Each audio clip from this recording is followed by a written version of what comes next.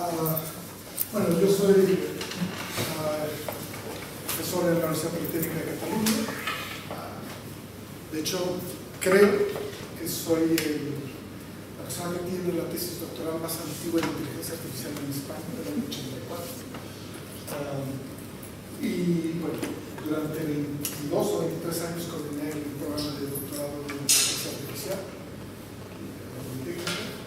Como ahora mi hija está terminando la tesis, pues y me pasé a coordinar el programa de máster. Y aparte soy desde julio el coordinador de un grupo de inteligencia artificial y supercomputación en el Centro Nacional de Supercomputación. Y lo de la ética como un hecho básico de investigación comenzó en mi vida en el año 2000. En el año 2000 fui a un evento en Cuba y conocimos a una geriatra. Y a esta geriatra, que todavía era estudiante de un programa de doctorado, le dieron como obligación llevarse un proyecto europeo, trabajando con Latinoamérica, a su casa. Entonces estábamos otro profesor, Julian Paget y yo ahí, y nos pusimos a hablar con ella, y le pedimos que nos hiciera una lista a los Reyes Magos. Y su lista a los Reyes Magos consistió en pedirnos que hiciéramos una silla de ruedas con energía eléctrica para moverse de forma autónoma y supervisada. Dijimos, esto antes de esto lo hacemos. Y cuando tuvimos el proyecto europeo, la primera cosa que nos dijeron es: ¿ustedes han pensado en los aspectos éticos que tiene el hecho de que ustedes le den una silla de ruedas a alguien que ha sufrido un ictus y debe manejarla dentro de un hospital, y que aparte vamos a utilizar personas, no estudiantes, sino personas enfermas? La mayor parte de la robótica universitaria se hace con estudiantes. Los estudiantes sobran, son muy baratos, y si les pasa algo, nunca nadie pregunta por la ética. En cambio, con los pacientes en el hospital, pues hay evoluciones clínicas, hay cuestiones de seguros, hay un montón de historias, y ahí empezó mi vida con los comités éticos en hospitales europeos. Desde el año 2000, todavía hoy, tenemos proyectos europeos en el área de utilizar la inteligencia artificial para dar soporte a personas con distintos tipos de minusvalía, fundamentalmente ancianos. Entonces, una de las primeras cosas que aprendí fue cuándo uno comienza a ser anciano. Entonces, suponiendo que uno tiene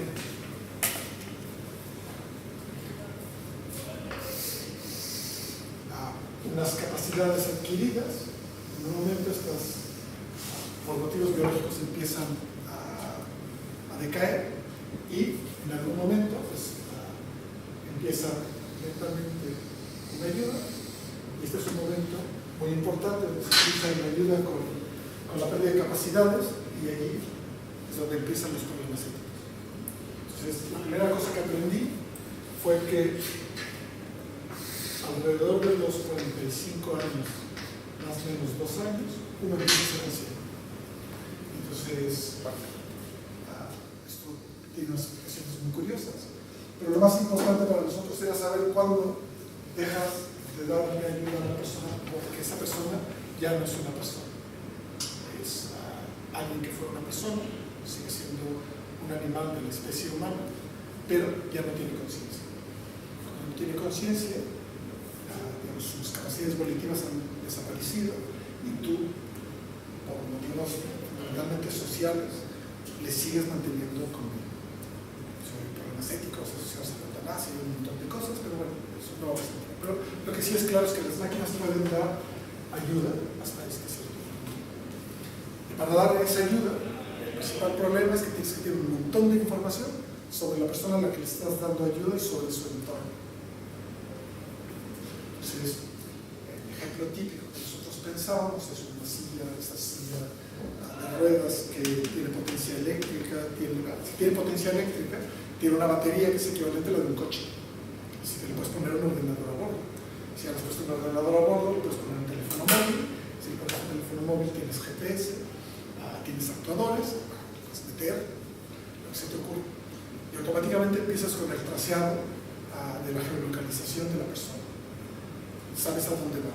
Como tienes la dirección RAM y tienes los geopuntos de todos los sitios que están emitiendo, puedes saber a dónde va, qué ha hecho, cuánto tiempo ha estado, cosas. ¿Qué pasa si en la agenda de este anciano, que aparte vive integrada en el teléfono móvil, está ir al médico y él está yendo en la dirección contraria? Tenemos que darle la vuelta y llevarlo. Solo tenemos que darle un anuncio. Tenemos que avisar al médico que la persona no va. Tenemos que avisarle a sus familiares que no va. Y si está en el lavabo y está más de cierto tiempo que es el habitual que no puede lavar, tenemos que avisarle. ¿A quién? ¿Por qué? Si se encuentra una novieta, tenemos que avisar dónde está. Avanzamos el teléfono de la otra persona, o sea, podemos cruzar dos teléfonos, 30 centímetros, tenemos una localización perfecta con dos teléfonos. Y solo estamos hablando de la información, no estamos hablando de otras cosas.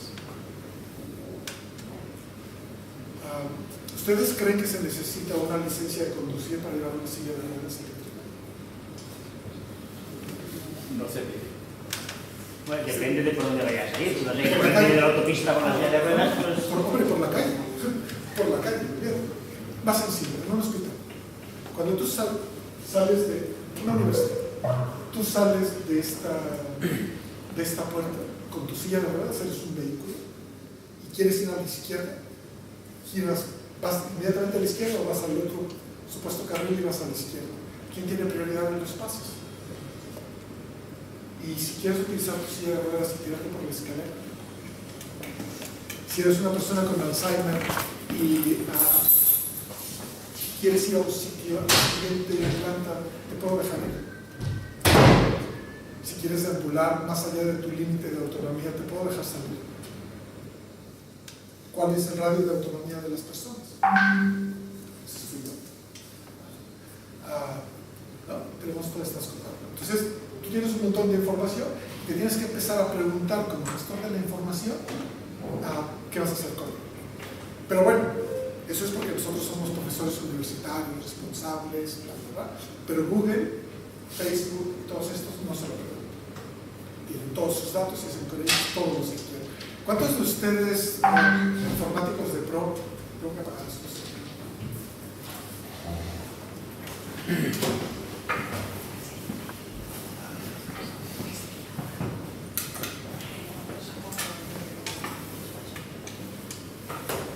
Utilizan un BNP en su teléfono.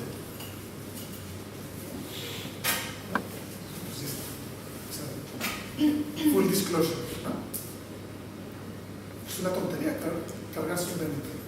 ¿Cuántos de ustedes tienen activado o desactivado la localización para todas las aplicaciones? Pues no, ¿verdad? ¿Cuántos de ustedes han leído los contratos asociados al tratamiento de datos de sus teléfonos, de las aplicaciones de sus teléfonos? Claro, están renunciando a un montón de derechos y entonces no hay consideración ética que se pueda tomar porque están revelando datos. ¿Ustedes saben si el DOROAM les hace tracking?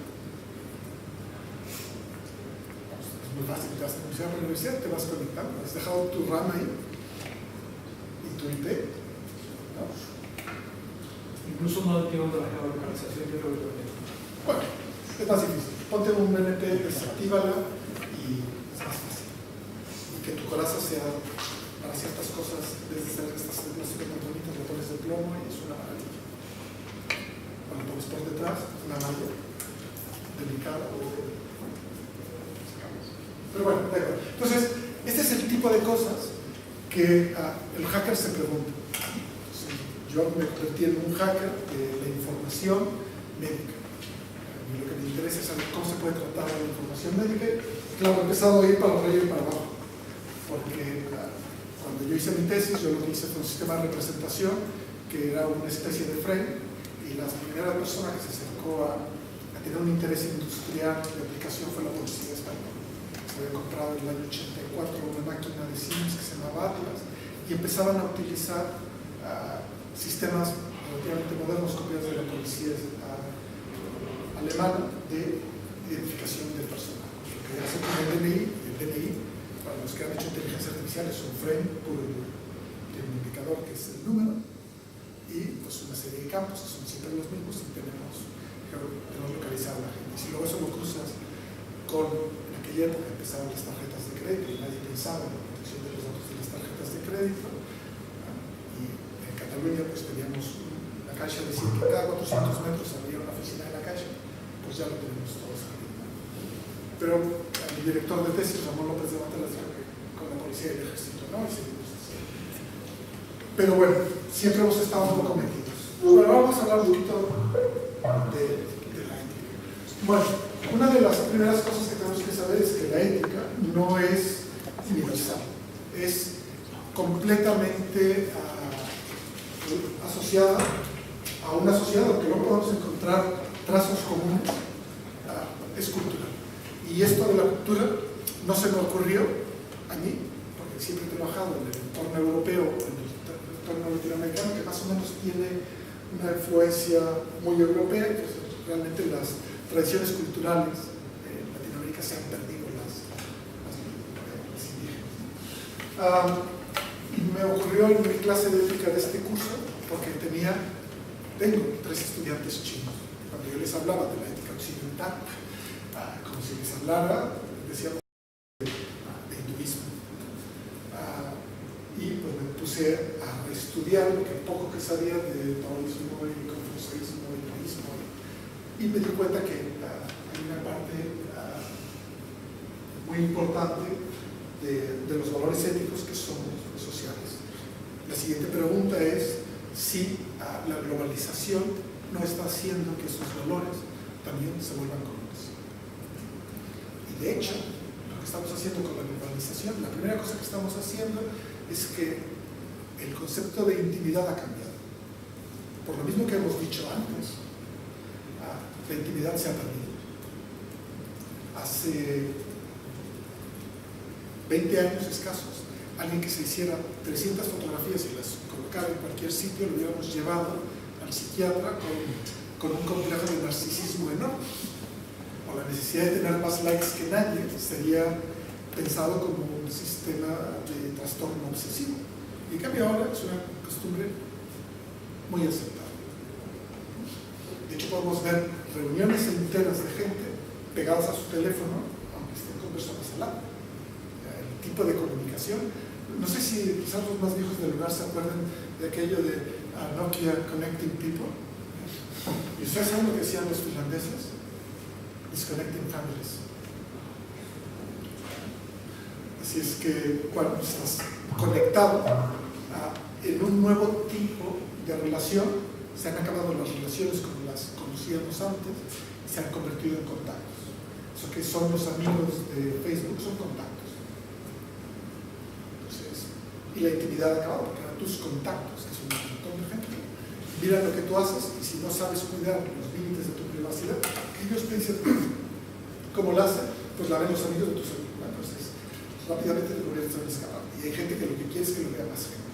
Es una especie de exhibicionismo novedoso, pero que permite de alguna manera utilizar la red como un mecanismo influenciador y aparte homogeneizador de mucho del pensamiento. Estamos empezando a tener un pensamiento bastante claro.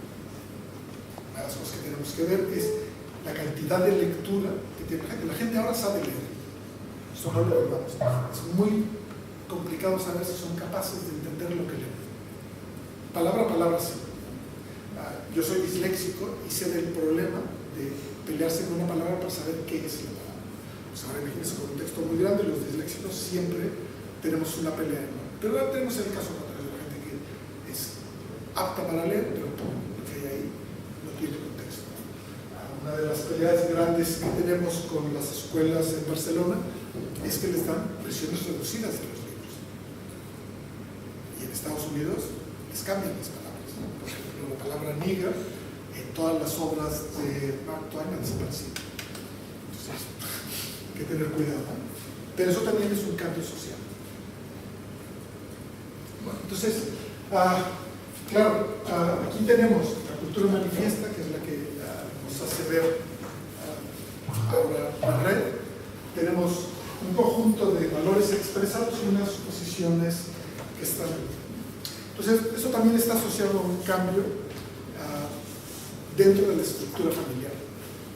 Durante muchos años fuimos una especie que era una especie ganadora en la carrera evolutiva, porque las abuelas no se comían a los nietos y les educaban. Y a cambio, los nietos, si llegaba el caso, porque antes la mortalidad era mayor entre los infantes y la esperanza de vida era muy baja, si se daba el caso, los nietos cuidaban de los abuelos.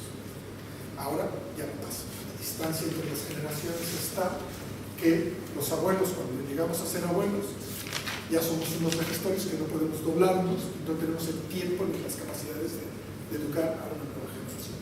Y por lo tanto aquellos ya no tienen una referencia y ya no tienen. Entonces, una de las cosas que nos permiten ver que esto era una suposición básica, que las familias estaban integradas, estructuradas, ahora ha desaparecido y viene papá Estado europeo y produce una guerra desde el año 1998 para construir robots asistenciales para ancianos. Todo el programa AL no es que Europa sea social, es que no hay suficientes manos para cuidar al número de ancianos que somos.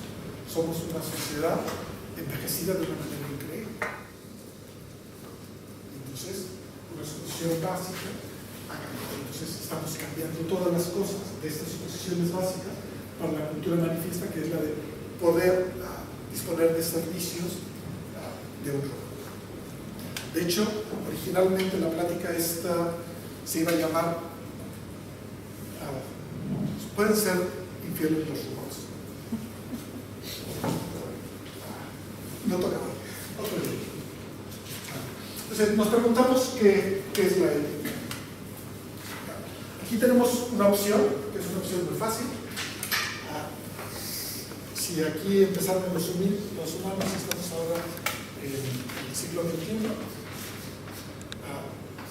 y este es el siglo cero, que es por aquí, en el 4, en Atenas.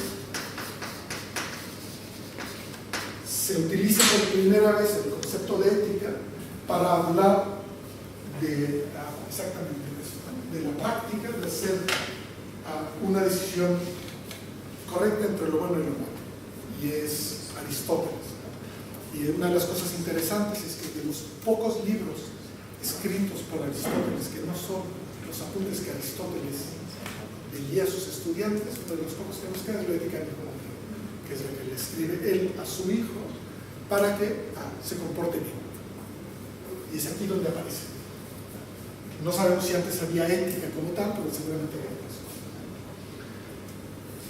Esto es muy interesante porque, bueno, desde el punto de vista de la informática nos interesa porque es una decisión binaria. Es bueno, 0 y 1. Pero como aparte estas palabras, la familia de Lofty-Sade nos ha dicho que estos son conceptos que son difusos y tienen una continuidad, pues seguimos haciendo la misma diferencia con una lógica un poco más suave y depende, es muy contextual. Tenemos que saber si lo bueno y lo malo depende del contexto. Pero sigue siendo una decisión humana. Podemos jugar con la lógica, podemos hacer inferencias y somos todos muy felices.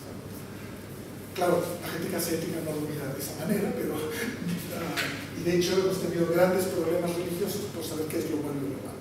La interpretación de un evangelio pues ya nos hace pensar en interpretaciones más ortodoxas o menos ortodoxas de la misma ley. Recuerden que doxa es una ley pero completamente estricta. Los ortodoxos, según ellos, están apegados a una traducción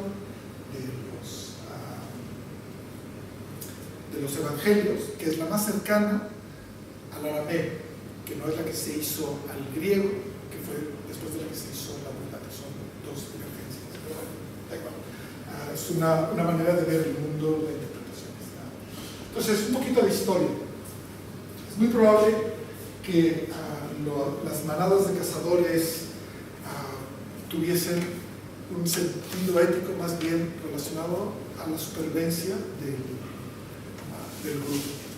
Y si había que dejar a alguien atrás, se le dejaba atrás. Si alguien se equivocaba, pues se le castigaba. Y no hay mucha más historia, digamos.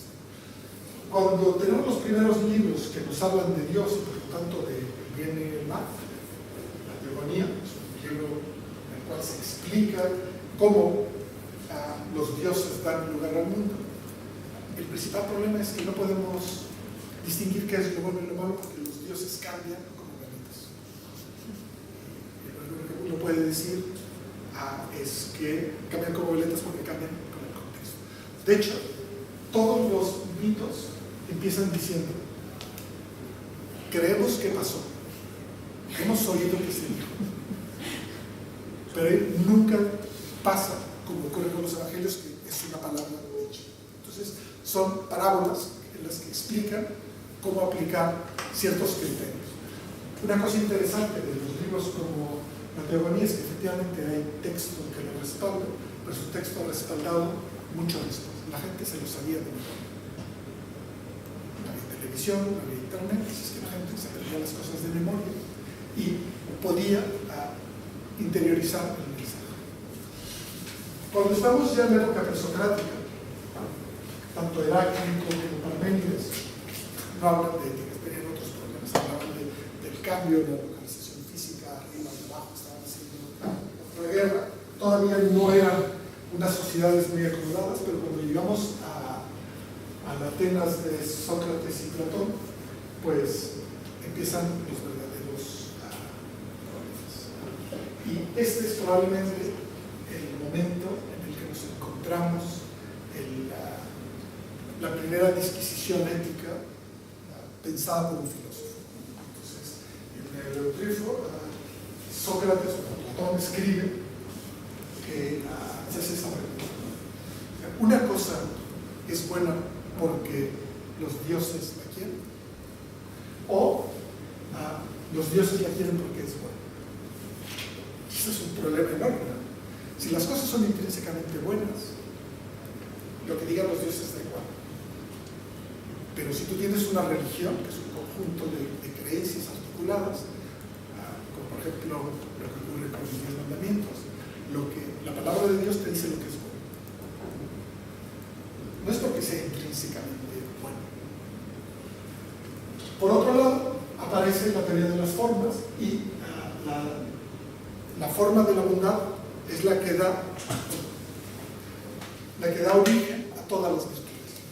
Y en este momento ya tenemos un punto de partida. Hay un ideal abstracto que es lo bello. Y lo bello naturalmente tiene que ser bueno. Esto es lo que luego pilla Plotino para articular toda la filosofía neocristiana. Y entonces,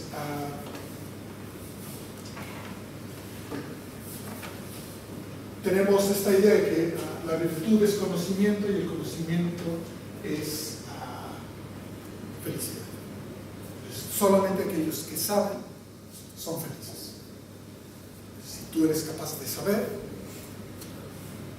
eres capaz de decidir entre lo bueno y lo malo de una forma natural porque sabes lo que es bello. Y no tus acciones están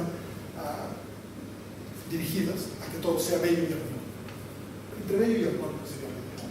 Entonces, tú tienes que saber siempre cuál es la cosa correcta a hacer. Do the right thing. ¿Alguno ha leído el famoso libro de Stuart Russell, Do the Right Thing? Son los sanadores perfectos. Es uno de los grandes libros de la inteligencia artificial. Y este empieza con este diálogo.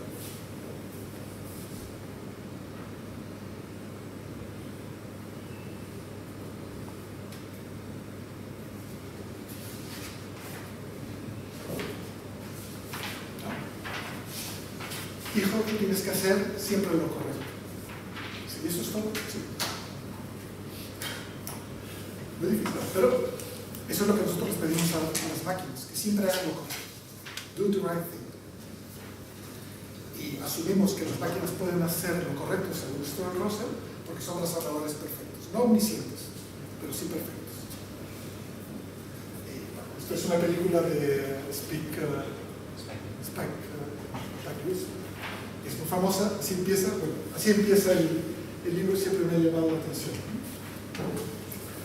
Entonces, Otra cosa que es muy importante es la lección moral de la apología de Sócrates, en la cual se establece este principio en el cual la acción buena es aquella que tú haces sin intentar hacer daño a nadie, en el pasado, en el presente ni en el futuro.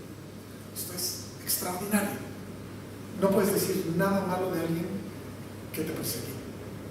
No puedes hacer nada en contra de alguien, pero sabiendo, capaz de que por un accidente le causas daño.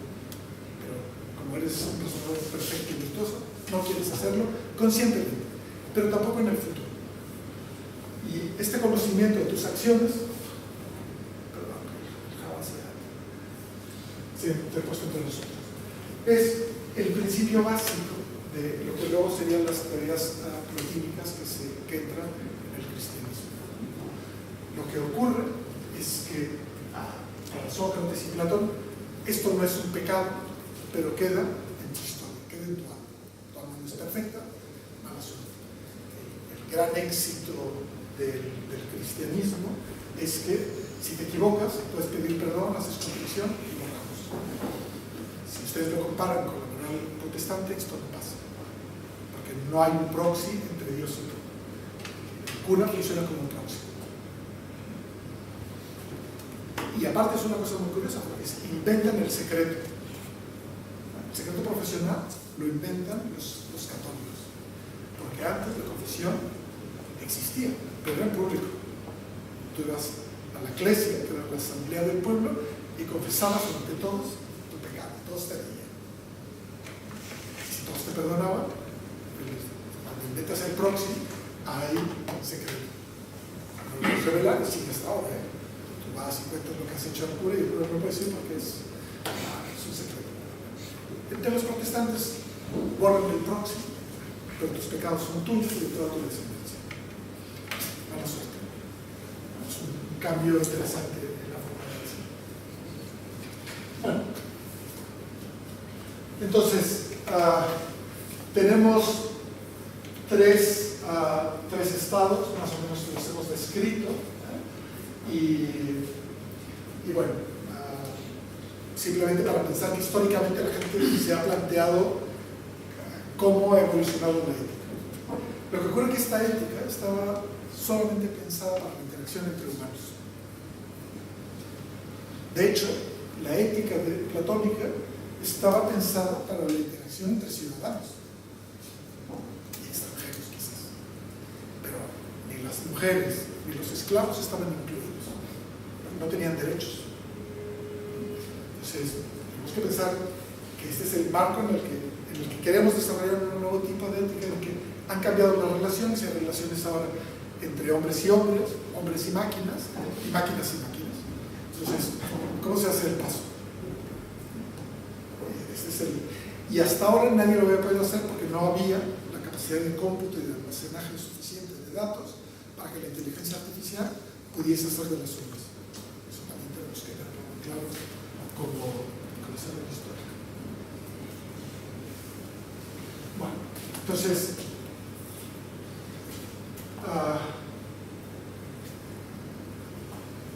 si asumimos que los hombres son básicamente buenos y que pueden ser éticos, es decir, pueden decidir sobre el bien y el mal, intentar siempre escoger el bien, bueno, ya tenemos una razón para hacer una ética. Los humanos solamente rinden cuentas a otros humanos, ya nos estamos olvidando de Dios. Pero ¿qué pasa con las máquinas? ¿Quién va a juzgar a las máquinas por el trabajo? Y este tipo de preguntas son las que causan problemas a Hawkins y a Mosquera. Porque lo que haga una máquina, ¿de quién es culpa? En los años 80, cuando hacíamos sistemas expertos para controlar procesos de visión crítica, el que tenía la culpa era el desarrollador, no el sensor, el desarrollador. Ahora, cuando una máquina se equivoca, ¿quién es el que la va a juzgar? ¿Por qué se le va a juzgar? Sobre todo si hay alguien que asume que son razonadores perfectos. Se ha equivocado. una de las preguntas que tenemos que hacernos.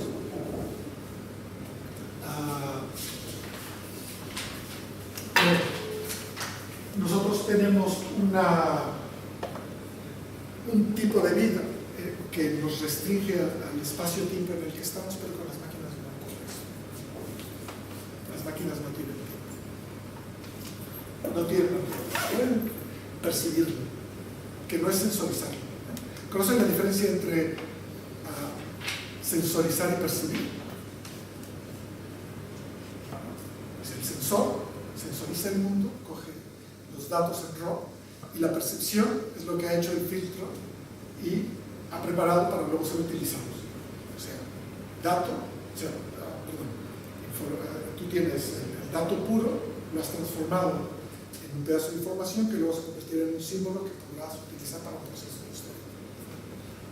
Pero las máquinas, una vez que han percibido la realidad, pueden simularla y cambiarla mil veces. Su tiempo, espacio ha cambiado. Tienen más tiempo para pensarse en las cosas. No es que tengan más tiempo, sino que lo hacen más rápido. Ayer estábamos en un debate que hizo Mateo Valero en Barcelona, en el Disputacio, y hablaba que la única singularidad que conocemos es la del transistor. Cuando SUSE hizo la primera máquina de cómputo en el año 42, tardaba más de un minuto por operación. Sumar dos números. Ahora estamos en 10 a la 15 operaciones por segundo, pero si aparte lo hacemos en paralelo, estamos en 10 a casi 10 a la 18 por segundo, que es casi un exaflop. Y eso sí es una singularidad. Entonces, las máquinas van un pelo más rápido que nosotros para cierto tipo de acción.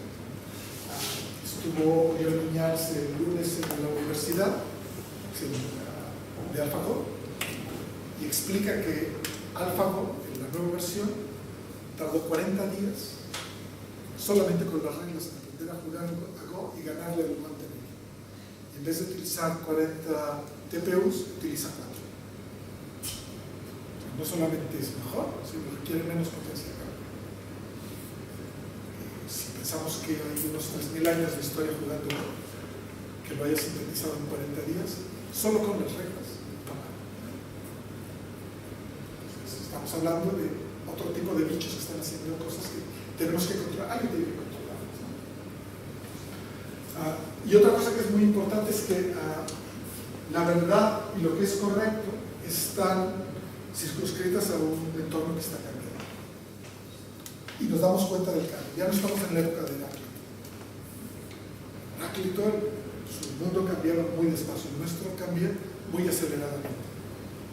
Y tenemos máquinas que son capaces de calcular esa es una cosa que es interesante. Bueno, entonces, Confucio tiene esta historia para su ética que me encanta. Dice que efectivamente tú puedes crear una ley, los 10 mandamientos, el Código de Hammurabi, la Constitución española, y si enseñas a que la gente solo respete la ley porque si no le castigas, que es el 155, por ejemplo, pues esta gente nunca abolirá el crimen por querer actuar bien, sino simplemente por miedo al castigo. Tienes que encontrar otras formas para que la gente acepte el bien y lo haga de forma natural. Entonces, ese es el contraste, pero él ya sabía que tú podías hacer eso. De hecho, Mencio, que es su sucesor, es el primero que escribe un código a la Confucio con todas las penalidades. Y a partir de la dinastía Han hasta casi 1900 se aplica con un rigor increíble. Si tú no te portas mal, no te vamos a hacer nada, pero si te portas, entonces viene el rigor. Pues eso es muy, muy interesante porque hay otros enfoques que nos permiten pensar que los humanos han pensado en algún momento que no era necesario castigar. El infierno no es necesario.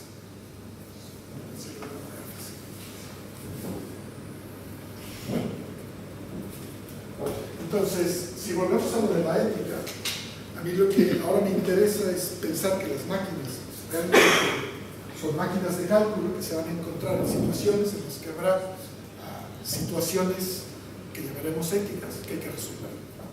Así de que van a decir. Y el problema es que quién educa a la máquina para tomar esa decisión. Y eso es la discusión con Juan empezó en el momento que yo le dije que la inteligencia artificial de hoy es a la que hay que tenerle miedo. La mañana no. Porque las máquinas de hoy dependen de quién las programa. Las de mañana aprenderán por sí solas. De hecho, desde mi punto de vista, solo habremos conseguido el sueño de la inteligencia artificial cuando las máquinas creen una inteligencia distinta de la nuestra y podamos hablar con ellas como esperamos hablar con un murciélago, con los trazos distintos de los nuestros. De hecho, si ustedes, no sé si han leído un libro de Wiener, que es una joyita panfleto que se llama Dios, hombre, golem y compañía, en el que se plantea que Dios es al hombre como el hombre es al golem.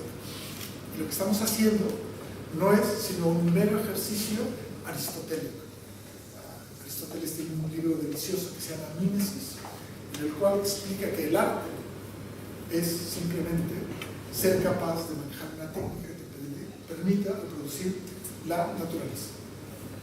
Entonces, lo que estamos haciendo, lo que hemos hecho es intentar, a partir de una metáfora, construir cerebros que permitan hacer lo que hacen los cerebros humanos. Nos basamos en aquella idea tan impactante de Pascal que dice, pensar es calcular. La máquina de cálculo de Pascal y Leibniz en ese momento están trabajando con una lógica binaria, están intentando hacer un sistema de implementación real de los algoritmos que son los silogismos. La primera máquina de razonar son los silogismos. Ya nadie estudia silogismos. Los que han sufrido el prólogo saben lo que es el modus tollens. Preguntémosle a la gente a ver si saben lo que es, aparte del modus tollens y el modus ponens, las otras 13 variedades del silogismo. Nadie sabe nada del Ars Magna de Newton. Son gente que intenta estudiar algoritmos para hacer demostraciones. Los demostradores automáticos se van a Aristóteles, pura mímesis. El salto creativo es hacer una máquina que lo haga distinto. Es decir, que nos haga obsoletos o muchas tareas. ¿Cómo? Cuando acabamos con la esclavitud. La esclavitud no es un acto moral. Los humanos no somos buenos por naturaleza, como pensaba Aristóteles.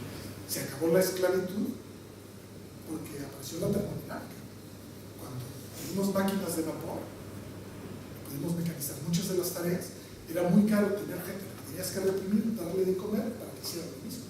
Es más rentable ofrecerles libertad, que trabajen en tus fábricas y compren tus productos. Y lo mejor de todo es darles derechos, como el derecho a las vacaciones. Porque entonces ahorran todo el año lo que han ganado en su fábrica, comprando tus servicios para irte a los sitios y toscos con los hoteles para que se gasten su dinero. Y luego se los pones en televisión. Son felices y hacen mil fotografías. Entonces, es una manera de ver cómo un derecho se convierte en una obligación social. La obligación social de hacer vacaciones y decir que he podido descansar. Y de hecho, si se fijan bien, cuando aparecen los ferrocarriles en Inglaterra y en Francia, aparecen los primeros sitios de mañana, que están al final de las líneas de ferrocarril. Y a los sitios donde lo vamos, que son joyas por descubrir, es donde no hay nada donde hubiese un puerto industrial. ¿Qué? Disquisición aparte.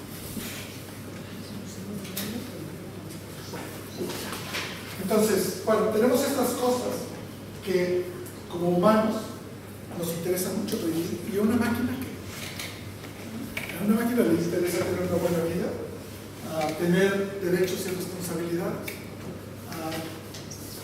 meterle el lenguaje en lo bueno y lo malo. Bueno, pues en Arabia Saudita ya tenemos un robot que es un ciudadano. ciudadanos, por definición, un ciudadano. O sea que automáticamente adquiere derechos y obligaciones. ¿Por qué los saudíes han dado la ciudadanía a un robot? A mí no se le ocurre por qué. Bueno, corría el año de 1962, pocos estábamos en este mundo, cuando los saudíes y los yemeníes decidieron que los niños y las mujeres podían formar parte de la sociedad. Se les da el reto ciudadanos. Se sacan los camellos. Por otra parte. En Arabia Saudita las mujeres no pueden conducir.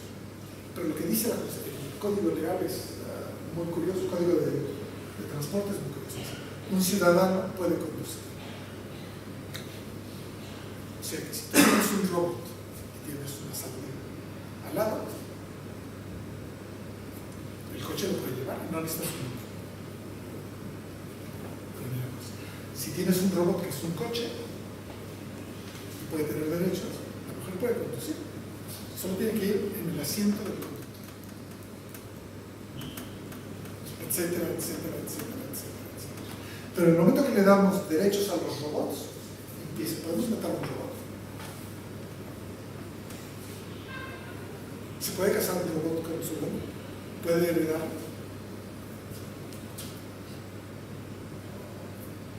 ¿Podemos adoptar un robot?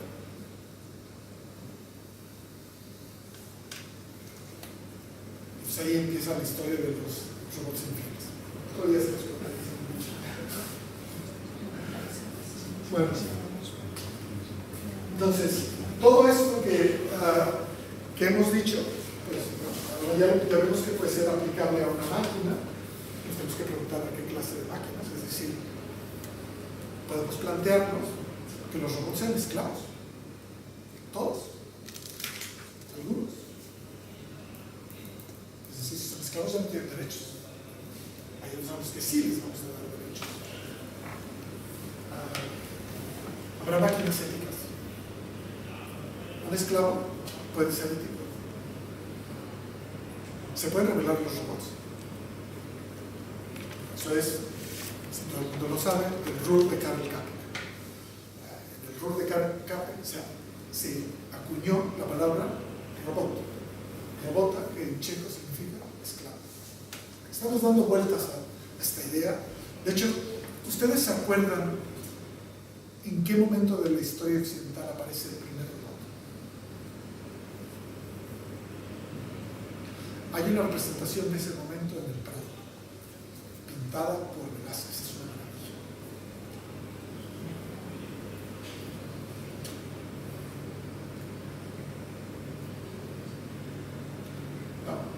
Pues es la descripción del taller de Vulcano, en el que hay un montón de ayudantes que son autómatas.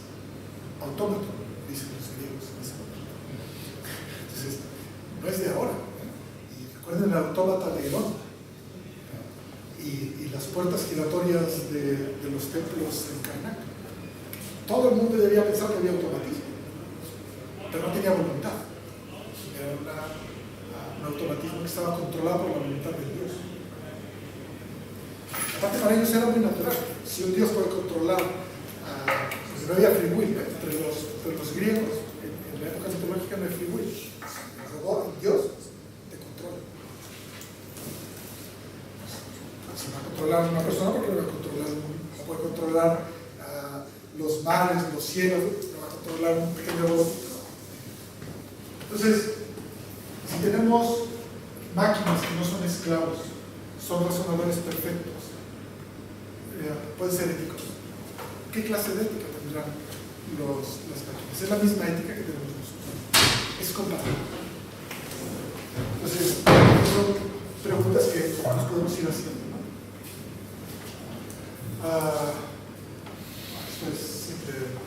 Estas son definiciones. Entonces, la primera vez que se habla de Machine Ethics es en el año 2005.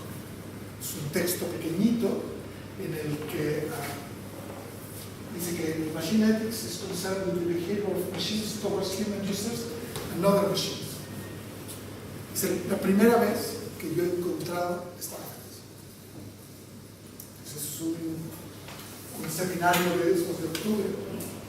Entonces, en el fondo, esto se convierte en un laboratorio muy curioso, porque si nosotros somos capaces de ser máquinas éticas, podemos experimentar con distintos tipos de éticas. Automáticamente estamos reconociendo que la gente utiliza los conceptos éticos de distintas maneras y juega con ellos. De hecho, Facebook juega con nosotros a intentarse nuevas formas de bien o mal, o nuevos ídolos, nuevas cosas. Ya usamos las máquinas para experimentar con humanos sobre temas éticos. Somos capaces de cambiar la propia naturaleza. Piensen ustedes en la propaganda de las farmacéuticas. Final de los años 50, aparición de las píldoras anticonceptivas. Es un dilema ético a nivel global. ¿Cómo se vendió? ¿Se vendió como un hallazgo científico? ¿Se vendió como una confrontación ética? ¿Cómo se vendió? Como la capacidad de las mujeres de tener libertad para tener relaciones sexuales plenas sin quedar embarazadas. Y se vendió como un derecho. ¿Cuáles eran los objetivos? Aparte de vender muchas píldoras anticonceptivas y el amor libre, que ya existía, pero antes de estar embarazada. ¿Cuál era el objetivo moral detrás? ¿Estás cambiando la moral occidental por un solo acto diario? Que aparte es muy bonito, nadie sabe si lo estás tomando. ¿Cómo ha cambiado la sociedad esa campaña? En los sitios en los que se empezó en los 50, porque en España empezó mucho más tarde. Hay sitios donde todavía no se venden. ¿Y qué me dicen del aborto? Es una operación que se ha hecho toda la vida. Legalizarlo o no legalizarlo es una necesidad por lo que ha causado el no uso de los anticonceptivos. ¿Qué me dicen de la estigmatización del SIDA? Y luego su reconversión a una enfermedad crónica a base de una inversión enorme.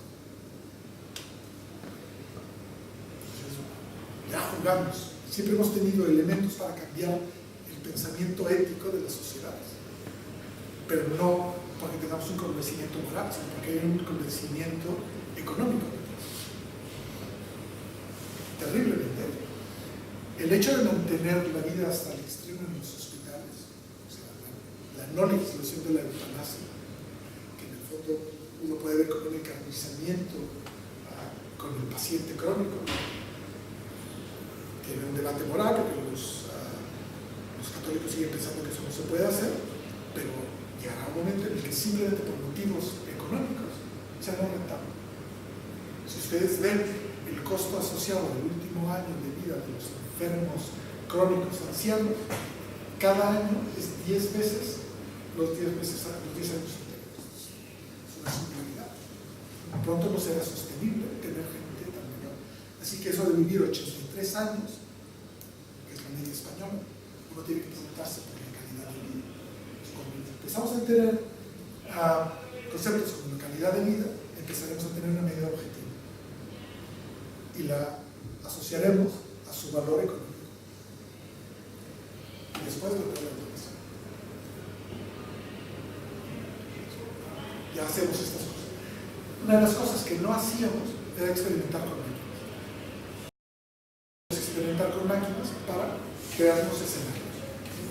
Ricardo Baeza, cuando estaba en Yahoo, decía que cuando él tenía que hacer una prueba, escogía conjuntos de 4 millones de usuarios, se iba a la India y cambiaba el color durante 24 horas y veía cuál era la reacción.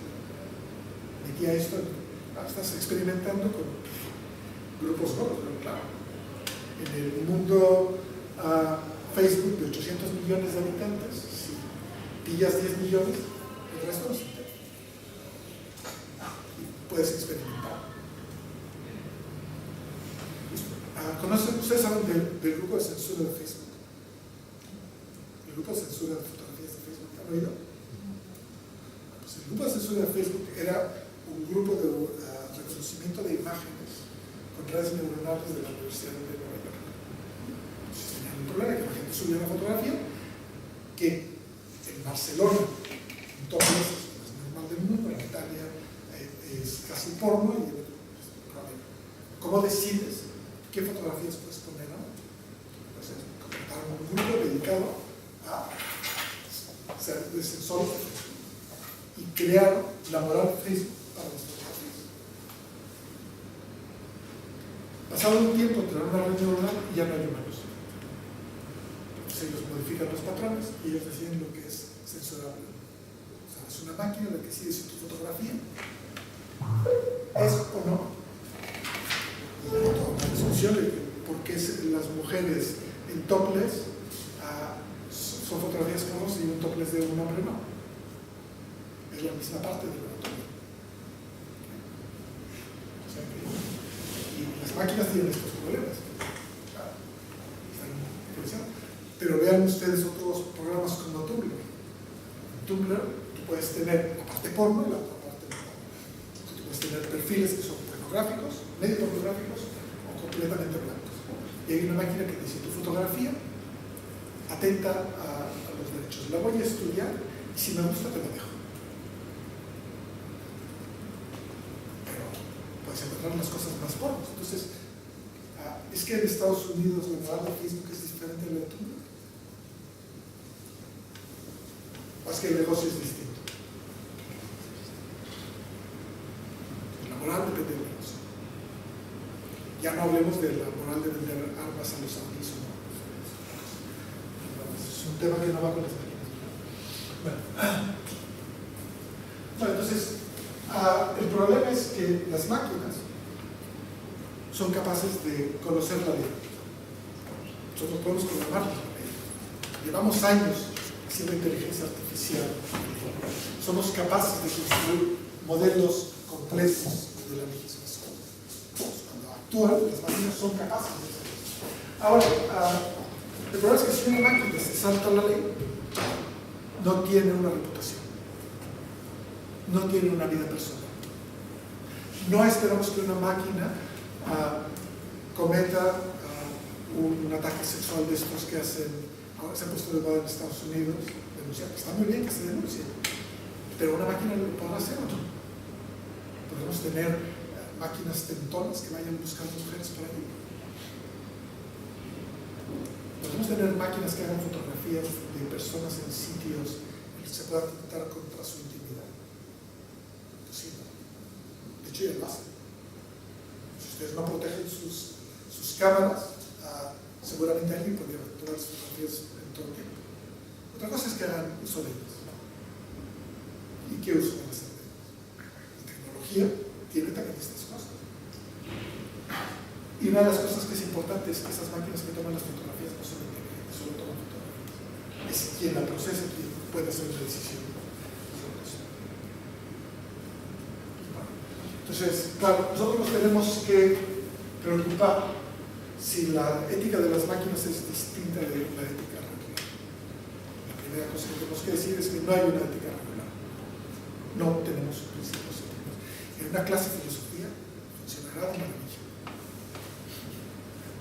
Pero la ética de un médico no es la misma que la de un jurisprudente. Y menos de un abogado. O la de un cura, que es el próximo a Dios. Tienen reglas éticas que son distintas, todas conviven. Medianamente nos respetamos entre la ética de los policías. El asunto que tienen ahora aquí con los chats. ¿Hasta dónde es legal perseguir la opinión en un chat? Si ahora parece que la ley Mordaza se vuelve en contra del aplicador. Porque es cierto que es horrible lo que dice, pero lo están diciendo en privado. Y hay alguien que lo ha sacado a la luz. O sea, que hemos utilizado un instrumento que no está pensado para eso, que te asegura comunicación segura punto a punto, y alguien lo ha dado. Y el gobierno que se ha inventado una ley es capaz de utilizarla ahora en contra de su propio brazo armado. Las cosas que se dirán entre ellos. hasta ahora todo esto quedaba oculto porque nadie lo sabía. Tú puedes sacarlo, ¿no? Sé fuerte Luis es otro, no es de Luis, sino es un ejemplo del uso de la tecnología. Las máquinas no olvidan si no las borramos. Ya sé que en Madrid les gusta borrarlas de otra manera, martillazos, pero bueno, esas son cosas que ocurren en ciertos sitios. Así es que ahora tenemos que plantearnos cómo educar a estas máquinas. Pero si no enseñamos ética en los institutos, ¿por qué queremos educar a las máquinas desde el principio? Es otra cosa muy buena. ¿Cuántos de ustedes tuvieron cursos de ética?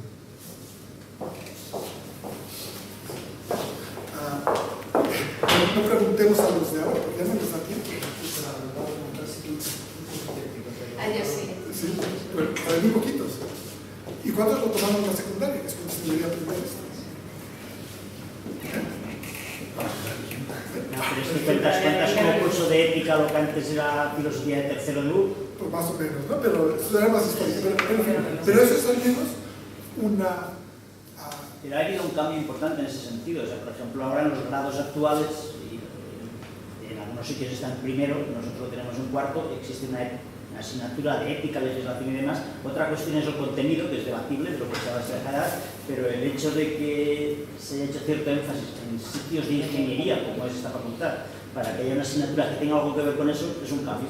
Es un cambio, sí, pero de todas maneras, uno bien sabe, si ha crecido entre árboles, que el árbol hay que ponerlo recto al principio y después es muy difícil. Digo yo, por ejemplo, en Cataluña ha pasado una cosa muy divertida. Con los cambios legislativos han cambiado la prueba de filosofía por la de historia de España. Entonces, ya no se estudia filosofía porque hay que estudiar historia de España. ¿Se acuerdan aquello de que hay que españolizar a los catalanes? Pero bueno, pero es cierto. Tengo una hija ahora que este año, cuando íbamos a empezar de verdad con la filosofía, he dicho, vamos a leerlo. Pero el curso es de historia de España. Es muy interesante, porque estás creando un precedente. Estás evitando que la gente de un cierto nivel sepa al menos quién fue Platón. Pensar, eso es muy difícil. Dar una base para el desarrollo del pensamiento. Eso de pensar es una cosa que me queda. Entonces, otra de las cosas es cómo identificamos las situaciones éticas. Entonces, esta me gusta mucho porque es la de los hackers, ¿no? ¿Cuántos de ustedes, hackers, no se han bajado películas o canciones o whatever? Yo descargo TVOs. TVOs. Cualquier cosa con una propiedad intelectual. Y estas son las respuestas típicas. Respuestas de mal pagador. Yo tengo una persona que dice que el problema es que como yo soy rico, yo sí pago los CDs. Pero que ella que es pobre, pues no le compra a los morenos porque aparte sí tiene algo que ver. Genial, ¿no? Pero es así, ¿no? Tú tienes de una manera muy fácil acceder al pecado. Te lo traen. Mira, esto es una copia perfecta de un curso. Aquí te cuesta 30 euros, aquí te cuesta 300. Por eso decía. Una de las experiencias más impactantes de mi vida fue estar en Seúl, caminar por el Champs-Élysées o ¿cómo se llama la calle aquí? Serrano, ¿no? La calle Serrano, todas las tiendas, al lado, enfrente, las copias. Pero de abajo había otras copias. Y luego, pues, entonces pregunté, ¿por qué? Es que estas son copias de verdad y aquellas son copias de las copias de las copias. Más barato, peor calidad. Copias al tamaño de su bolsillo. Entonces, tú puedes pecar de una manera razonable según tus intereses. De hecho, eso es lo que hace cuando tú pagabas por restañar tus pecados en la iglesia. Pues es más o menos lo mismo, ¿no? Tienes una manera de hacerlo.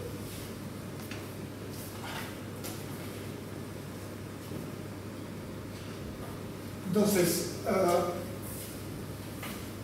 tenemos estas ideas. Me voy a olvidar un poco de la informática, voy a hablar de la inteligencia artificial. Entonces, claro, cuando queremos diseñar una máquina que dentro de su forma de razonar, tenga conceptos éticos, pues tenemos que preocuparnos de estos tres. Y esto hace a esta máquina una máquina altruista, porque nunca piensa en el beneficio de la máquina. Siempre estamos pensando en una máquina que ha de servirnos a nosotros. Esta es una posición muy curiosa, porque somos un creador que ya saca una criatura capaz. Solo va a buscar el interés de su dueño, que ese es el esclavo perfecto. Trabaja para ti y solo te beneficia. Muy heavy lo que estamos haciendo. Y aparte, los de inteligencia artificial, que no sabemos ética, nos planteamos que somos capaces de construir una máquina que razonará en todas las posibles situaciones de los humanos de forma ética y en las otras que no han aparecido. O sea, bastaría con que nosotros tuviéramos un conjunto de reglas éticas, un sistema de reglas, se las pasamos a la máquina, entendemos un poquito y actúa. Por ejemplo, mentir es ético. Depende de la situación, ¿no? ¿Siempre es ético mentir?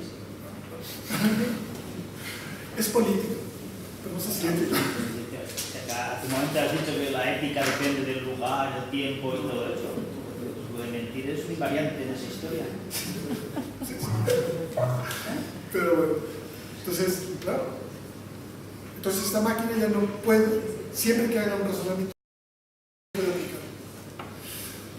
Es complicado, ¿no? Entonces tenemos estos problemas que nos estamos planteando.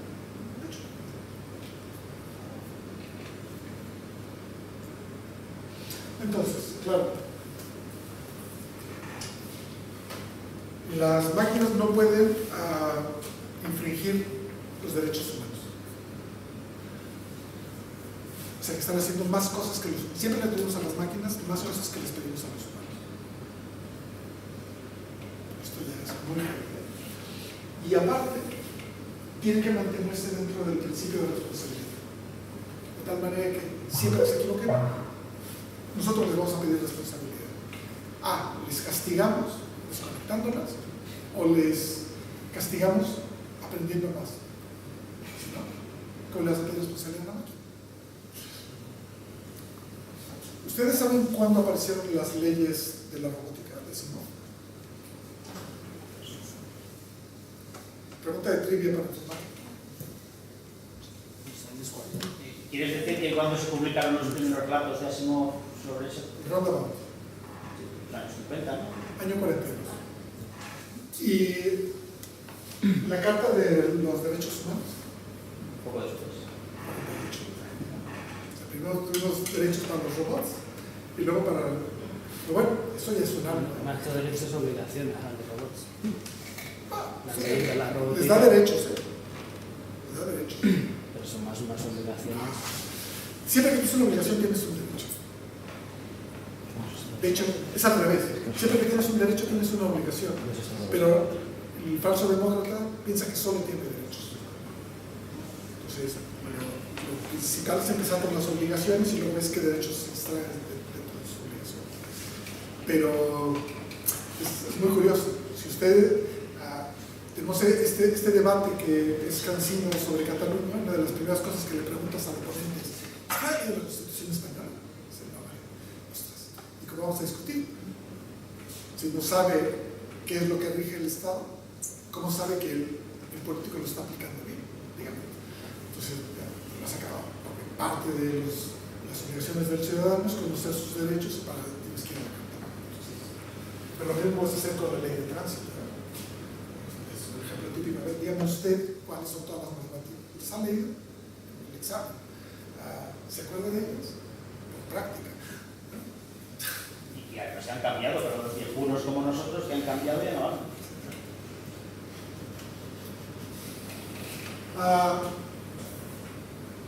Podemos pedirle a las máquinas que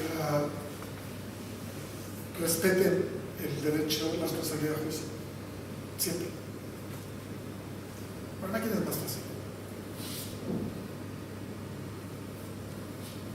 Me gustaría ver el informe que hizo el perito de la destrucción de estos discos. Y sobre todo, me gustaría saber por qué no hicieron una traza sobre todos los mensajes intercambiados entre las bases de datos en ese momento para sacar toda la información, porque era trivial. Pero bueno, realmente el juicio del ingeniero, el perito que lo hizo, no lo sacó, o lo sacó. También es otra opción.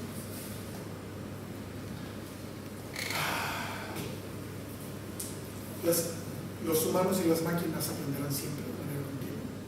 ¿Cómo controlamos que las máquinas aprenden de forma correcta siempre? Nosotros ahora tenemos un sistema que aprendió a controlar su modelo físico, una incineradora de forma óptima, incineradora de basuras de Barcelona. Aprendió con 2 años. El tercer año ha funcionado muy bien. El cuarto año. ¿Por qué?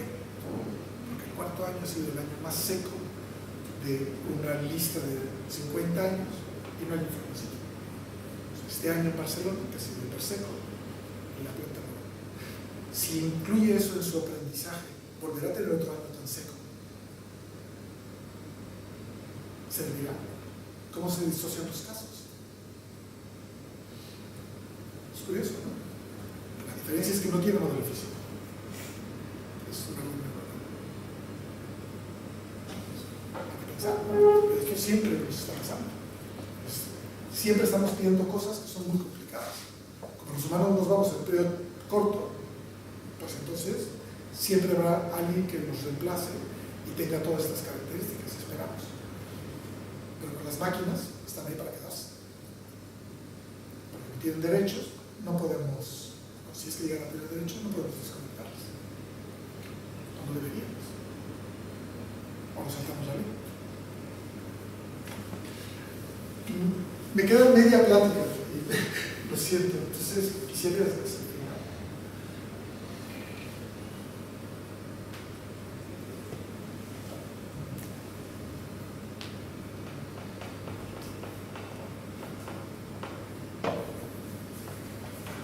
Entonces, claro,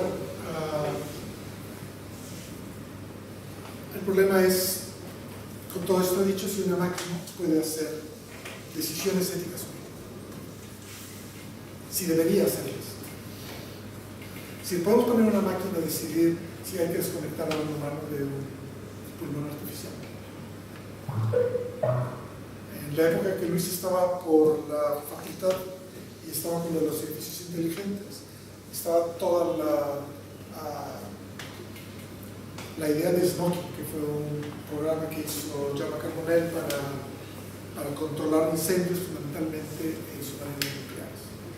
La decisión era cerrar o no cerrar escotillas para sacar el aire. No es que fueran muy éticas las decisiones, eran unas decisiones más bien pragmáticas. Pero hay un montón de situaciones en las que ahora las máquinas hacen más que, por ejemplo, los pilotos en los aviones complejos. Entonces, podemos dejar que las máquinas hagan esas decisiones. Las decisiones que hacen las máquinas sobre la seguridad son éticas, deberían ser económicas, pragmáticas. Y los humanos, cuando hacemos decisiones éticas, no hacemos eso mismo. Utilitarismo precisamente se basa en eso. Claro, pero la ética utilitaria, que se basa en la idea de que tú puedes medir de una manera exacta lo que es lo ético, que es algo que causa un problema.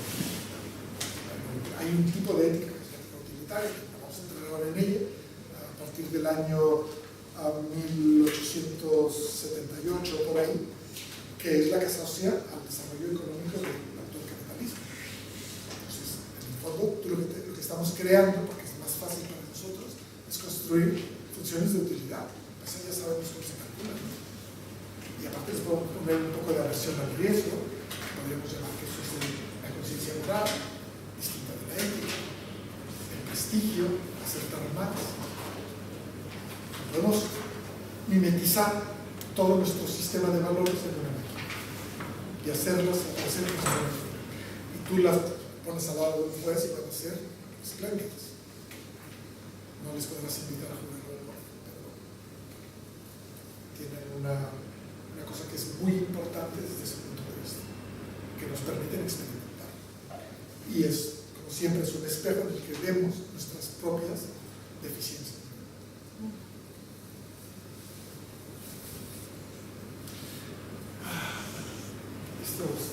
Ahora no entramos en todo esto, porque es muy complicado.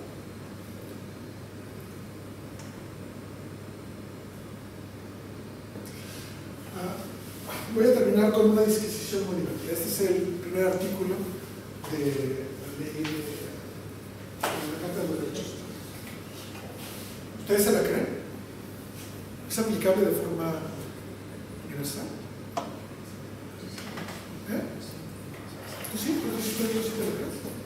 Yo no digo que sea aplicable en este momento, pero sí la creo.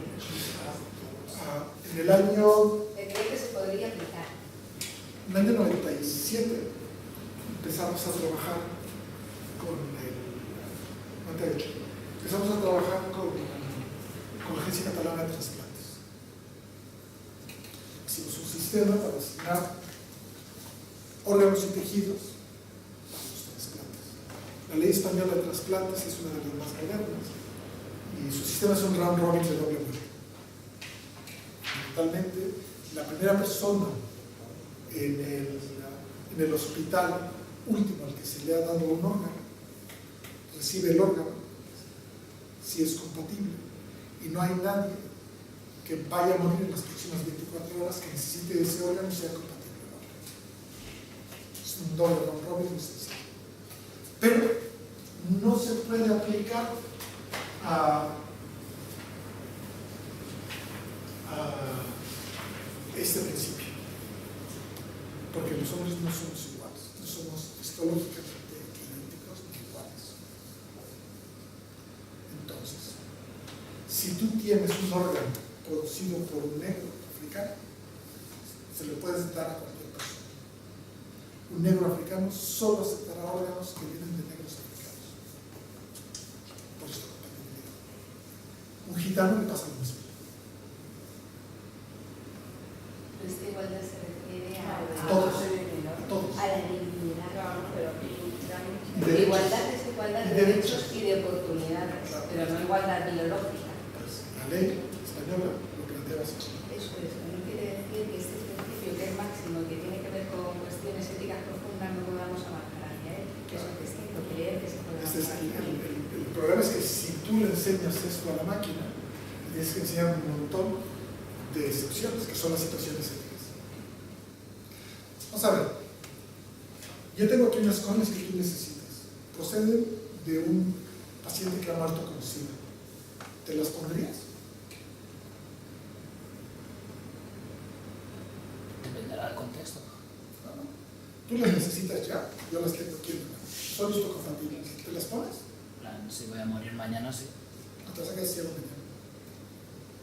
Ciego.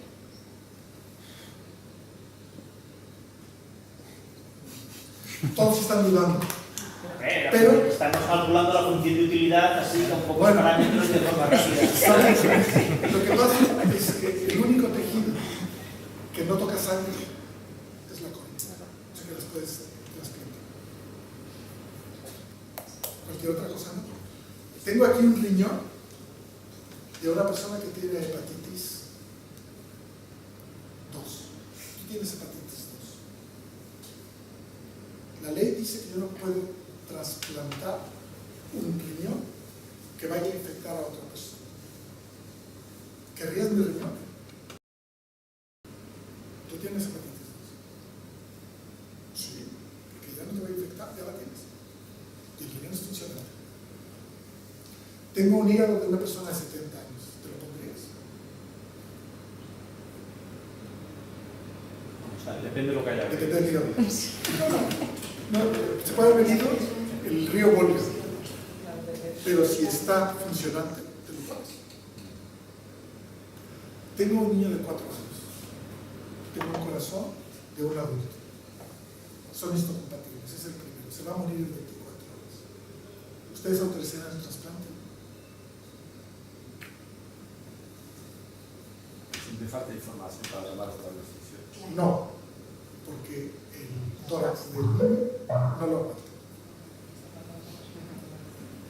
Entonces, este tipo de cosas, ya les digo que llevo unos años peleándome con médicos y estas cosas, y tú tienes que asignar cosas. ¿Se salta la ley? Sí. Sabemos que ha habido casos en los que en España, por whatever decision, se ha roto la ley. Y son casos de estos notables. Entonces, tenemos que tener muy claro que si la decisión es: yo tengo aquí un corazón, tengo una investigadora joven, un empresario talentoso y joven, y una madre que carga 2 mellizos, tengo un corazón, ¿a quién se lo doy? No puede ser un juicio moral, ni puede ser un utilitario. Tiene que ser uno ético, y es de esta compatibilidad. Una de las máximas fundamentales que olvidamos en toda discusión sobre ética es que desde Aristóteles la felicidad del individuo es de rango inferior a la del grupo. Sí. Y esa es una base que fundamentalmente rige o debe regir la ética hasta hoy, y es la que se obvia fundamentalmente. Bueno, es que cuando se ha vuelto utilitaria, la que prima es tu felicidad. Y este es el gran cambio de la ética. No, es de la interpretación de la ética. Bueno, la definición de la ética, porque siempre el fin de esa felicidad debe ser prioritaria del grupo. Y esa es la gran decisión. Eso tenía más importancia antes cuando había las tribus. En el momento en que, como ha contado al principio, las tribus desaparecen, los grupos van desapareciendo. ¿Dónde han desaparecido las tribus actualmente? ¿No es nuestra sociedad una tribu? Es una tribu No. fundamental. Es otro concepto. O sea, Bueno, hay que empezar a definir el tribu, pero si por grupo tú entiendes a toda la humanidad, es distinto, ¿no?, que por entender al grupo a los de Madrid frente a los de Barcelona. Eso sería... Mi comentario es no para contradecirte, sino para decirte que el comentario que tú haces supone que necesitas otras definiciones a continuación que necesitas aclarar, porque la diferencia entre una persona y un grupo es simplemente que es un grupo de uno. A partir de ahí tienes todos los cambios. Es una gran diferencia en un grupo de uno, porque justamente el reconocerte en el otro, el saber que existe el otro con los mismos derechos que tú, es donde empieza el grupo. Ahí empieza la elección de la ética correcta, es decir, en el momento que eso tiene que ser considerado con otro que hay igual a ti, porque uno solo no es grupo. Yo creo que es un factor nada más. Claro. Podríamos estar discutiendo todas las religiones. Esto necesita ya que Juan saque la botella de tequila y empecemos a eso. Voy a terminar con este diagrama, que es un diagrama que es relativamente conocido, pero que emerge de una interpretación de las pocas ideas que escribió Wittgenstein sobre la ética. Mi tesis va sobre Wittgenstein, pero más en la parte de lógica. Y realmente lo que estamos ahora es en este punto, donde tenemos cosas que son éticas, no son éticas, que son legales y no legales.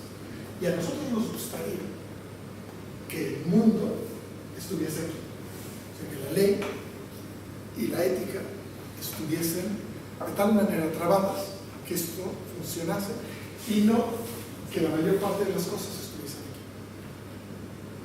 Y luego hay otros dos mundos que, como todo el mundo sabe, es de Zuckerberg, en el que, bueno, hay veces que es ser ético pero no legal, y muy pocas veces paga ser no ético pero legal. Entonces, y podemos encontrar casos en cada momento. Entonces, este es el ideal aristotélico. No ético pero legal, hay muchísimos casos. Muy pocos. No, muchísimos casos. No, que la actuación de la gente sea ética y legal. No, digo, no ética y legal, hay muchísimos casos. Sí. Porque la ley, o sea, igual podemos viajar a la época de Franco, a la época o algo al nazismo, ¿no? Sí, pero pero tú estás pensando con una ética distinta. Si tú consideras la ética franquista junto con la ley franquista, entonces las cosas cuadran mejor. Si estás poniendo una ética post-franquista con una ley franquista, no cuadra. La ética franquista no es porque la ética franquista era básicamente cristiana. No, era nacional católica, que es otra cosa distinta. Sí, pero tú había asesinato de gente y eso pues va en nada. contra de... No, había ejecuciones. Ahora empieza la discusión. Bueno, pues nada. No era ética. Estamos con las intervenciones. Voy a intentar ser breve porque creo que todos tenemos muchas ganas de hablar. Yo trabajo como profesora investigadora desde el ámbito sociológico, en género, derechos humanos y también en inclusión de los colectivos de especial vulnerabilidad. Y con Juan estamos también en varios proyectos europeos sobre la responsabilidad y la innovación en la ciencia. También he estudiado filosofía, entonces primero me gustaría hacer algunas aportaciones que creo que podemos discutir en otro momento. En cuanto a los presocráticos, sí que se ocupan de temas éticos. Ahí está la escuela pitagórica, que después recogerá Platón, y creo que hay textos que podemos compartir que son interesantes.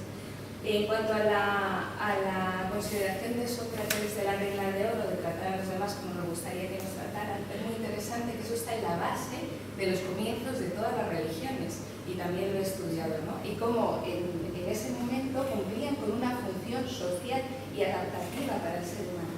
Lo que pasa es que luego cuando se hacen religión y se ritualizan y se jerarquizan, pierden esa función que tienen. En cuanto a, estoy escribiendo sobre la revolución científica del renacimiento humanista, y ahí creo que hay varias observaciones que he hecho que son aplicables a este caso. En primer lugar, los que promovieron esa revolución científica hacían como una transformación, o sea, digamos que el sustrato de creencias básico en el que se asentaban estaba en crisis. Eso es toda una concepción del ser humano en ese momento y también de las respuestas que daba y de los modelos de organización. Y por estar en crisis, de haber un vacío, es que se pueden esos científicos plantear otras cosas. Y yo lo que quiero cuestionar aquí es si como investigadores nosotros estamos conociendo cuáles son esas limitaciones que tenemos como observadores y si las estamos analizando. Y si no lo hacemos, quiero preguntar si es porque no nos interesa hacerlo, porque ello implicaría toda una transformación en muchos modelos, ¿no?, que se sustentan también en la ética. Otra cuestión que yo estudié en los científicos del Renacimiento es que tienen una profunda preocupación por el desarrollo humano, que manifiestan en sus cartas, en sus conferencias, por querer superar realmente el dolor y sufrimiento de la gente. Y en este contexto en el que estamos, en el que prima sobre todo la eficacia económica, que es la tecnología, la eficacia, la ciencia busca el conocimiento de la verdad y por eso nos diferenciamos. Y es muy interesante la tecnología, pero cuesta a ese servicio. Sí, no nos estamos olvidando de ese compromiso que tenemos social como científicos, ¿no? Después también, en cuanto a las soluciones éticas que tenemos los individuos, a mí me parece que es un error la superespecialización. Por eso tenemos que intentar avanzar hacia la transdisciplinariedad, que es muy complicado, es muy complejo, pero sería muy interesante que lo hiciéramos porque tiene unas consecuencias prácticas aplicables a corto y medio plazo. Ahí decía Ortega y Gasset, que es un gran filósofo que tenemos, que hemos tenido que esperar al siglo XX para ver una atrocidad como los superespecialistas, que conocen mucho de una cosa y ignoran la raíz de todas las demás. Entonces, es una reflexión que lanzo para que los podamos poner realmente en el lugar de los otros, porque yo no sé si hasta qué punto hacemos equipos interdisciplinares porque nos dan financiación o porque realmente entendemos que la filosofía, que la sociología, que la ingeniería están relacionadas y tenemos ese compromiso de dar una respuesta en conjunto. En cuanto a la inteligencia artificial, que me interesa muchísimo, como podéis ver, soy una apasionada de estos temas, creo que ahí nos vamos a plantear con una premisa y un condicionamiento, o sea, con una premisa básica y un cuestionamiento. Si queremos vivir, dado lo que se puede alargar la vida humana, y ya existen las soluciones científicas y tecnológicas para ello, si queremos vivir y en qué condiciones queremos hacerlo. Porque como socióloga y estudiosa de la psicología veo cada vez más consumo de psicofármacos, aumento de los suicidios, deterioro en las relaciones que tenemos. Esos son condicionantes humanos que también nos tenemos que plantear. ¿Cómo vamos a querer vivir? Porque ese tener en cuenta a otros grupos nos implica a nosotros. Es que si nosotros estamos en un sistema sistema cerrado, conectado por primera vez planetariamente, en el que todos nos influenciamos, el que tengamos unos colectivos en determinadas circunstancias de pobreza y de precariedad nos va a influir. Un caso muy claro es el de los refugiados, las crisis migratorias, etc. Entonces, más allá de todas estas consideraciones que me han parecido muy interesante, la dirección a las máquinas se la vamos a dar nosotros. Entonces, primero nos tendremos que dar cuenta, primero, en un primer estadio, en este se la estamos dando nosotros. Tendremos que hacer una revisión sobre qué dirección le queremos dar y qué criterios son los que están primando, porque eso, además, es práctico, porque tiene una consecuencia en cómo vamos a vivir. Sí, pero eso que te está diciendo al final es precisamente con lo que empezamos nosotros a discutir. Sí. Es que o sea, una cosa más, no es sostenible para nuestro planeta no plantearnos estas cosas, de aquí a 2 décadas. No es sostenible para nosotros como seres humanos. No voy a entrar porque luego se van a decir. Mira, este es mi plan para hacer una máquina de diseño, que es un poco lo que tú dices, es un mix de todo. Tengo Aristóteles, tengo Kant y unos estudios. Sí, solo una indicación. Tú te has preocupado por estas cuestiones éticas, pero habrá gente que en vez de utilizar las máquinas para acabar con el hambre en el mundo, las utilice para esclavizar a grandes capas de la población. Ya está, eso ya está hecho. No, pero ahí se puede avanzar mucho. No, pero ahí se puede avanzar mucho. Estamos en una fase preliminar. No me digáis que ya está hecho todo lo que se puede hacer en ese sentido. ¿Cómo te llamas? Tamara. Bueno. El principal problema es que mientras nosotros estamos teniendo esta charla, que es una maravilla, y podemos ahora sacar una botella de vino, en Nueva York y en Pittsburgh ya han desarrollado un nuevo algoritmo para promover estas conversaciones. Sí, y otras que van en otra dirección. Y entonces, crearte, o sea, ahí tenemos una expresión muy divertida sobre si ya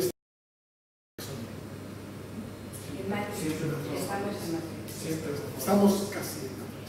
Pero el asunto es, hay un escenario, es un mundo posible a la cripto, en el que este tipo de discusiones son buenas para mantener el espíritu de discrepancia, pero somos 11 y aquí ¿cuántos años hay? No sé. 1500. Puede ser. Entonces, te da una idea del calado que tienen estas ideas. Hay que perseguirlas. Bueno, estas ideas tienen influencia en la medida que tú te construyes como un factor de cambio, porque yo soy una, pero influyo en todos mis alumnos y como activista social en muchas organizaciones. Entonces, que tomemos conciencia de eso por la responsabilidad que tenemos cada uno de nosotros es importante. Con respecto a esa última pregunta, si estamos en Matrix o no, hemos citado un partido, o sea, Jung, por ejemplo, fundamental en nuestra cultura occidental, pero sin embargo no conocemos la inspiración de Jung en un maestro que para él fue importante y que es justo el que escribe el libro, o no él, sino sus seguidores, con el que tú comienzas la charla de hoy, que es Who Am I? Y se llama Ramana Maharshi. Sería conveniente repasar, aunque solo fuera ese texto, para entender lo que luego escribió Jung. Porque nosotros conocemos lo que escribió Jung, pero no sabemos de su frecuente visita al maestro Jung. Ya se vuelve para mí, yo soy un y se llama exactamente igual como tú comienzas la charla, Who Am I? Yo soy más informático, con lo cual voy a un punto mucho más pragmático. Has citado, de hecho, hace un momento de la charla, no sé, el sistema que aprendí a jugar a Go. Tuve la última versión, que de hecho aprende más rápido que la versión que fue inspirada por maestros humanos, de acuerdo, aprendizaje automático. Si sueltas a la máquina que aprenda directamente ética, que le vas a poner para... De hecho, ¿qué le vas a poner primero como principios básicos? ¿Cuáles van a ser sus reglas del juego para evaluar? Porque estamos en un punto en el que la máquina va a tener potencia de cálculo y de almacenamiento para aprender, si es necesario, prácticamente todas las combinaciones de situación. Vamos a ver. Tú, es que si tú piensas que en un iPhone 7 ahora ya tenemos, en un iPhone 10 ya tenemos casi 50.000 veces el poder de cómputo que lleva el hombre de hoy. Y Tian, que es la máquina más rápida que hay ahora en el mundo, tiene 100 millones de procesadores. realmente ese no es el problema. O sea, no es un problema de cobertura. Por eso discutíamos al principio que la inteligencia artificial de hoy tiene un problema que son las empresas. Hemos pasado de los estados identitarios, de hecho, de las repúblicas estado a los estados identitarios, a las grandes compañías estado. O sea, las compañías estado no tienen ética. De hecho, hay un montón, esta nueva asociación que se ha montado Google y Amazon, yo les voy oyendo, les voy siguiendo, y para mí, en el fondo, capaz de que soy demasiado cínico, pienso que es una inversión para Barcelona. ¿Inversión para? La Barcelona. Así como hay compañías que invierten en verde para que se pueda seguir quemando carbón, yo creo que mucho de esto, Francesca Ricci y toda esta gente está haciendo un trabajo muy bueno, pero en el fondo es la Barcelona. Hay un comité de sabios que están escribiendo el libro blanco de la inteligencia artificial en España. Pues los dos investigadores más importantes del área no están. Entonces, en España. Asu y Nuria, que son los dos que yo conozco, son dos personalidades.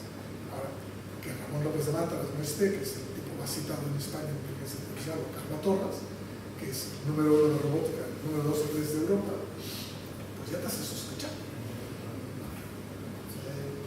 Filósofo, hay un filósofo al que nunca pondrán. ¿Saben por qué? Porque es el diputado de Esquerra Republicana. María Terricabras, pues es una de las personas que ha hablado de ética y tecnología desde el año 84. Era profesor mío de los dos cursos que daba en la Politécnica, eran Tractatus Lógicos Filosóficos e Investigaciones Filosóficas. Antixustiniano de pro. Un tipo que siempre le ha interesado la ética, la clase de informática. Entonces, no es que sea nuevo este interés por la ética, lo que pasa es que nunca ha sido sexy.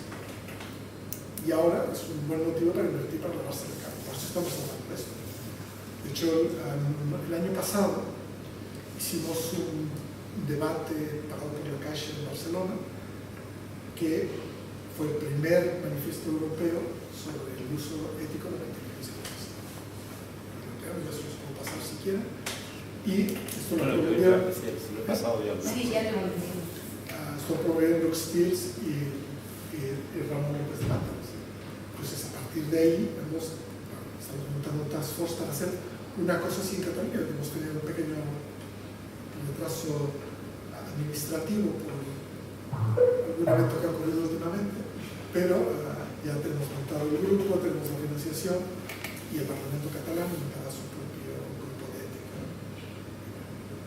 Empezaremos a hacer cosas. Yo creo que hace falta filósofos y gente que sepa de verdad. Yo soy un amateur. Yo no sé nada. Ni sé inteligencia artificial, ni filosofía, me he pasado por aquí, me invito a hacer muy socrático, sí. Pero bueno, es un poco alegre. Pero sí, yo creo que el problema es que no. El tipo de carreras que hacemos, que son muy francesas, han perdido la capacidad de integrar dentro del currículum créditos que sean serios de formación. A mí lo que me preocupa de los créditos humanistas o de otro tipo de las carreras técnicas es que son las varias. Están puestos para eso. Varias, las asignaturas fáciles.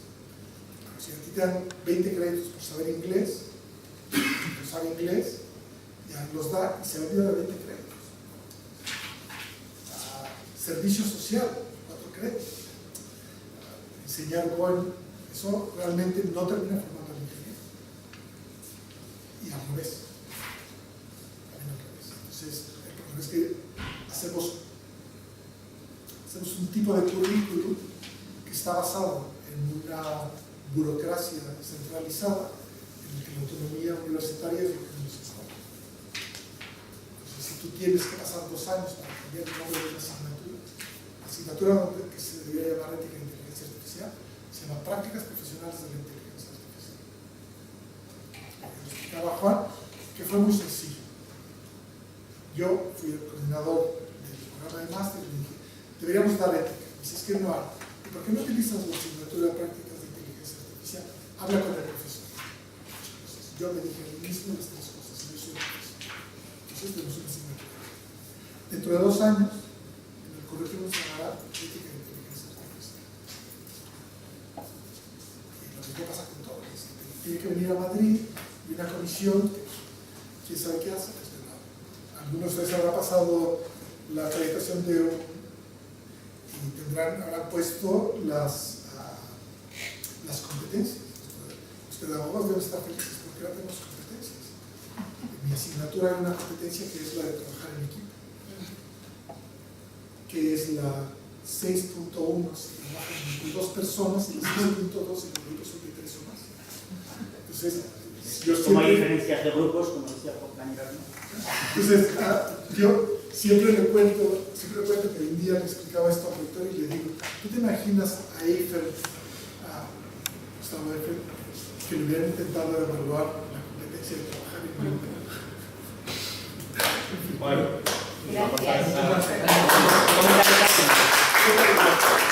No, es que, bueno, yo quería decir que hay una cosa muy importante.